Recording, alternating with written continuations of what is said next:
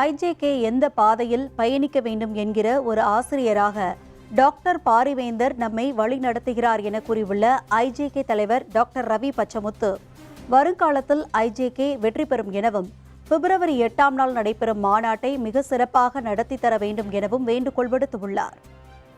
நம்ம இந்திய ஜனநாயக கட்சியின் எந்த பாதையிலே பயணிக்க வேண்டும் என்று ஒரு ஆசிரியராக சிறப்பாக நமக்கெல்லாம் பாடம் எடுத்து கொண்டிருக்கின்றார். அவர் கடமையை அவர் செய்து கொண்டிருக்கின்றார்.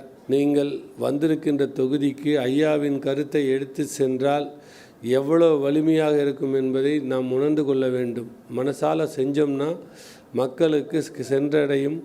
சோஷியல் மீடியா மூலியமாக பகிர்ந்தளிங்க, தொலைக்காட்சி மற்றும் பேப்பர் மூலியமாக அந்தந்த மாவட்டத்தில் நீங்கள் கூப்பிட்டு அவங்கள இன்வைட் பண்ணி ஐயாவோட கருத்தை நீங்கள் எடுத்து சொன்னீங்கன்னா கண்டிப்பாக இந்திய ஜனநாயக கட்சி வருங்காலங்களில் வெல்லும் என்பதில் மாற்று கருத்து இல்லை.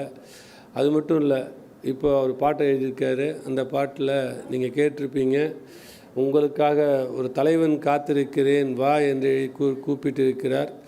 உண்மையிலேயே அவர் நம்பிக்கையை நாமெல்லாம் காப்பாற்ற வேண்டும்.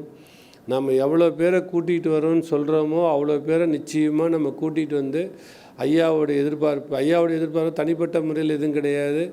இந்த இந்திய ஜனநாயக கட்சியின் நீங்கள் இருக்கின்ற கட்சியின் மான மரியாதையை காப்பாற்ற வேண்டிய சூழ்நிலையில் நம்மெல்லாம் இருக்கிறோம்.